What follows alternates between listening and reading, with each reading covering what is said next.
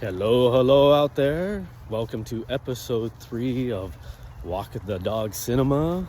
I hope you've been having a good week, everybody, and everything's going good for everyone. But everyone enjoyed the last movie, Lavender Hill Mob. I'm moving on to 1952 as a selection. And this time I picked one that was on HBO Max that I kind of referenced in my last vlog post. And basically I chose to watch Akira Kurosawa's Ikiru. It's about a lifelong bureaucrat in Japan, and after about 30 years he finds out that he's got stomach cancer, and he hasn't really lived his life, so he wants to do something with his life, and he tries to find kind of the meaning of life. The movie is about 2 hours and 23 minutes, and to say interesting, maybe a little bit of an understatement. This movie kind of, as you can see, it's really kind of hard to put words in. I've thought about it kind of all last night after watching it. I've even thought about it today, and it's really a movie I can't quantify. Like, I'm not about to give ones in these to give like a 10-star, or I mean, I'll say if it's a masterpiece. But this one, yeah, it hits on so many levels, and we do ask, at least I do, film to move us. Ultimately, they're moving pictures, obviously, and really art is kind of the emotion of it. What we always feel about art is kind of always the truth, I think, when it comes to emotions, and how we take it in life. Feelings aren't always truth. There are feelings and they can be justified, but it doesn't always mean that we're right or we're good with it. But art's different. You see a painting and it moves you in a certain way. It doesn't matter what it's about, but that feeling is right. Like how we take it. We can be offended, you can be exacerbated, frightened, you get goosebumps, you can have all of those feelings. You can have you can laugh and cry at the same time. Like I think that's the great thing with art, is that you really get to the crux of it, and that emotion is always truth. You can discuss the themes of something, you can discuss the nature of the meaning of the art, and that has tangibility to it, but that emotion is always the truth, always. And this movie set me. It's a bunch of parrots around. It's crazy. Green parrots that fly all around. You can see it in the background there. Sorry. But yeah, doing a live vlog captures everything, right? It's to say that this moved me in different ways, and sometimes really didn't express an emotion, it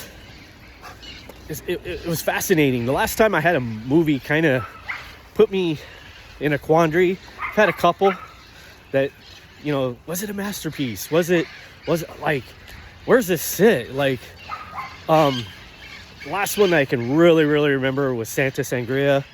That movie was wild. It's kind of a horror film, but it wasn't. But that one, it had such great imagery and all that. It's one I might have to revisit because I haven't seen it so long. But it was one of those that just kind of knock you back on your butt, and you're kind of like, what the heck did I just watch? But at the same time, you kind of are amazed by it, And this was it. I was reading, Steven Spielberg said this was like one of his favorite films. I can kind of see it. It's not inherently Spielbergian in any way, but I kind of get it. It just if it hit emotionally, it's a simple story, and but I kind of get it from an auteur standpoint. I know Akira Kurosawa has said that this is his personal favorite. I get that too, like, no doubt about it. Like you can kind of feel it ooze through the camera. I can't explain that inherently, but it is a feeling that is there when you can tell something's really personal, and how it rings in that sense. And it's really a fascinating film on one level. The beginning, so I'll get into it. Again, if you've never seen it and you don't like spoilers, I'd stop it right now, come back when you've watched it. If you don't mind spoilers, continue on, and let's kind of get into it, okay? Like I said, the beginning of the movie has this great sequence that really puts us into the pit of the crux of the movie, the kind of MacGuffin of it. These ladies are complaining about a cesspool that is around their home, and they want a park built, okay? And kind of does this first person travel through the bureaucracy of Japan, and it's great camera work, great visuals, really puts you like you're there, you're the ones. It's really masterfully done. You kind of see it. There's a little bit of dark humor. Immediately my head went to Brazil. If you've ever seen that movie, like the visualization of that, and obviously Brazil would have stolen from this movie. This movie's 1952. Brazil from Terry Gilliam is in the 80s, if I'm not mistaken, late 70s, I think early 80s, but kind of has that same feel and vibe. There's this kind of the angles aren't weird. It isn't really fisheye. But just kind of how everyone's placed and structured, and the editing, the lighting. It almost feels fantasy, but there's a structured realism to it. So immediately you're kind of taken aback with that. At least that's how I took it. Again, you have a different reaction to it. Let me know what you thought. And what your thoughts on that are down, in the comments below. But it really kind of tripped me out, like how that vibe really just kind of took a life of its own about that. But anyhow, so it really gets you in the mood, what you're kind of gonna have to deal with, the themes of bureaucracy, kind of the monotony of getting the run around, people's lives, the effects it can have. And you feel for these ladies, you feel for yourself almost, like, wow, I just went through all that, where everyone's just kind of throwing me around to different, and no one wants to do their job, and everyone just seems kind of lazy. And it's a trip. That part's a trip. And then we kind of meet our protagonist, and there's some voice over narration with that. It's really not important. I don't really think it's needed, but we meet him, and he's kind of to say he's kind of blah is an understatement. But the movie kind of settles in, and there's not, at this point, a lot of emotion except from an actress who has this really vibrant energy that's really quite interesting as a character within the movie.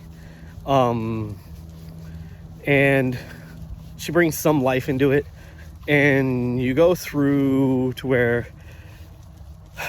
the mundaneness of this, and at first, I'm gonna say that this part kind of drags. There's some intersped moments that feel great during this, though, but it isn't melancholy.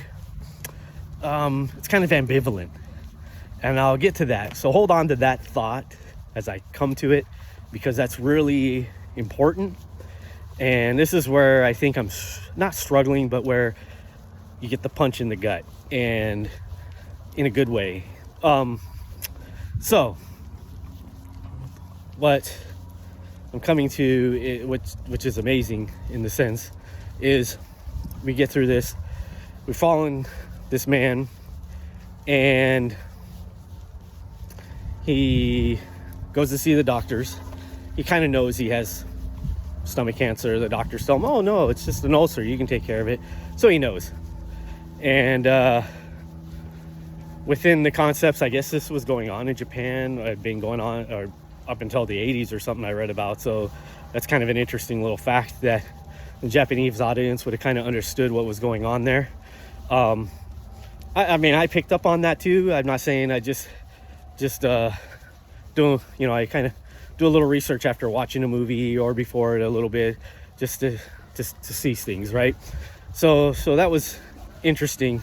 And it's a great scene, right, as he comes out of the doctor's office and he's walking, that he, there's no sound and he's lost in thought. And you really feel for the guy, and you do.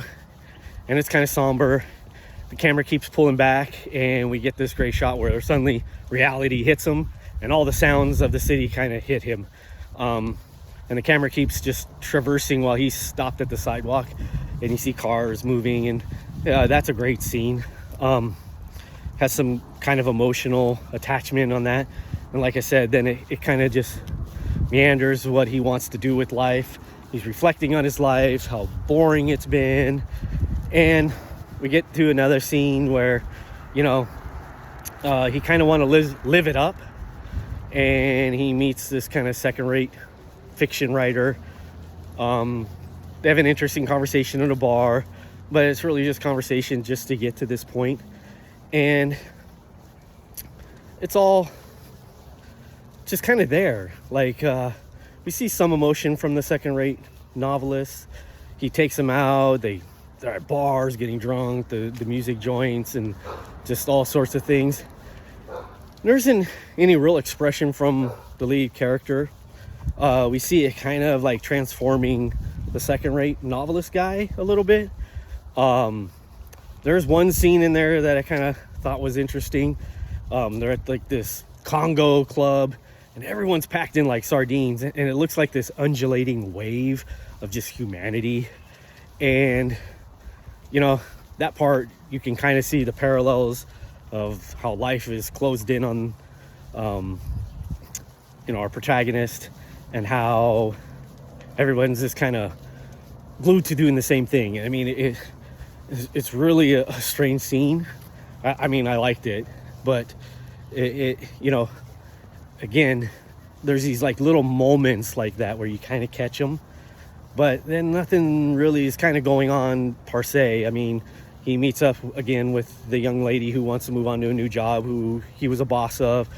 They strike up a friendship, so to speak. It just keeps kind of going. And then she basically tells him like, well, what do you do about life? And she's like, I'm not really a party animal, which is what he thought. And we'll get right to that. So let me get back to those thoughts. Sorry about that.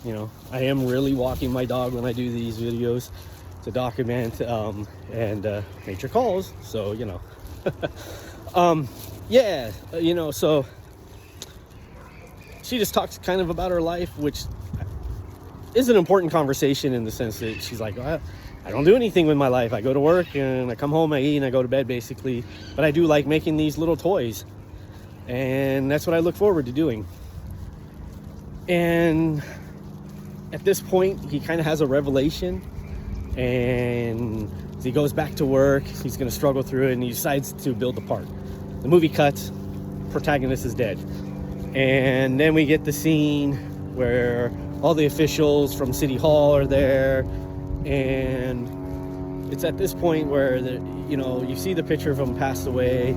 You get that the park is finished, and not a lot of emotion going on at the moment until all of a sudden the ladies from the beginning of the film who kind of instituted the park that it ended up at his desk with come in, and they bow, and you see their faces, how they're just so thankful for Watanabe that's the protagonist, to get this park built. And then, it kind of punches you in the gut, because there is a lot of great emotion at that moment. And you realize the profound effect of just him getting this done and fixing these ladies' lives with the park.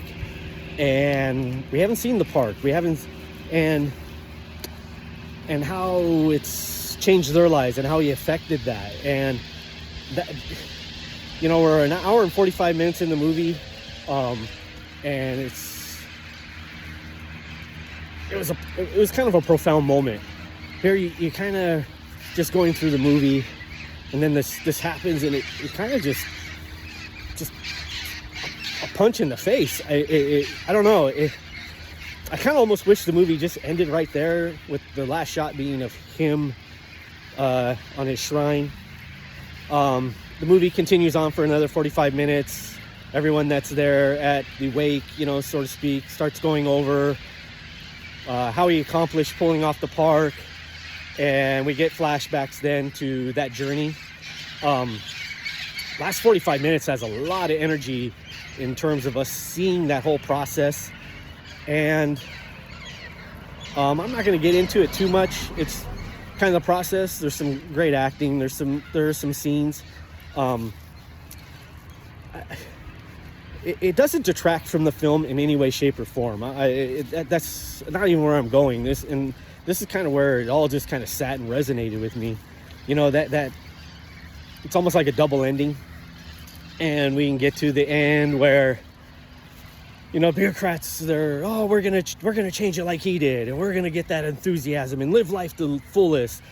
But going back to right before all that goes down, I kind of want to now touch upon the other aspect. So the girl that has a lot of energy starts discussing stuff about, nicknames she has for everybody. I'm not going to get into anything, but for him, her nickname is the Mummy.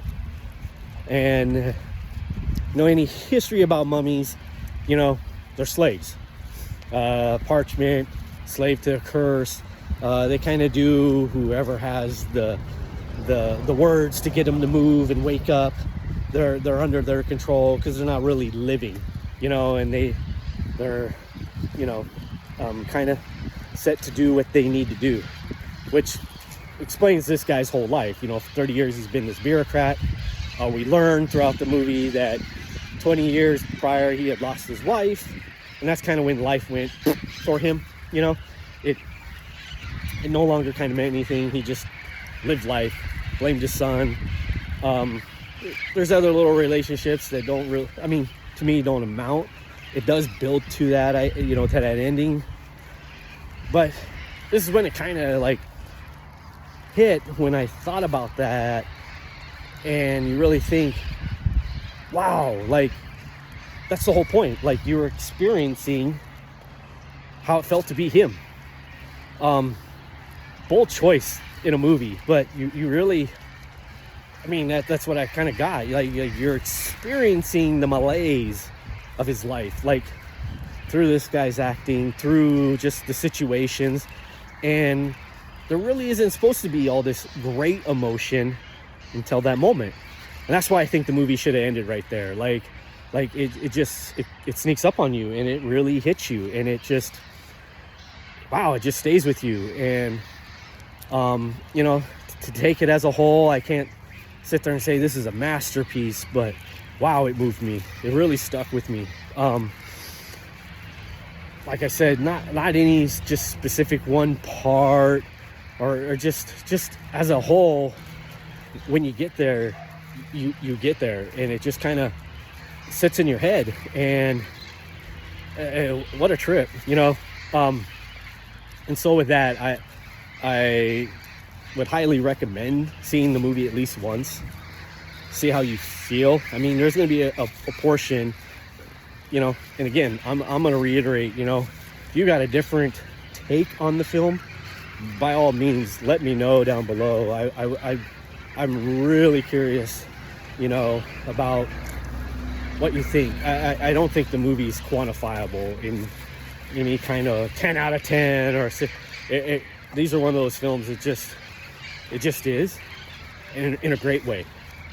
And I don't know if I could watch it again, because I don't know if the emotions would be there. You know, it's one of those, you kind of have to see it once and experience it, and whatever emotion you get from it, It's in that sense just fascinating. Again, Akira Kurosawa, it's a masterful stroke. I love his Rashomon. Some of the other ones I've seen of his, Seven Samurai and stuff. But I've never seen this one of his. And like I said, I get why it's his personal favorite. And it comes through. And again, I think the ending on one level was smart to not show the park and all that done in flashback. That is a stroke of genius, because you literally could stop the film at that point and it doesn't matter. But at the same time, when you keep going with it, it's okay. It doesn't ruin anything. And it has an interesting ending from that perspective. There's a lot of hope within the film. And the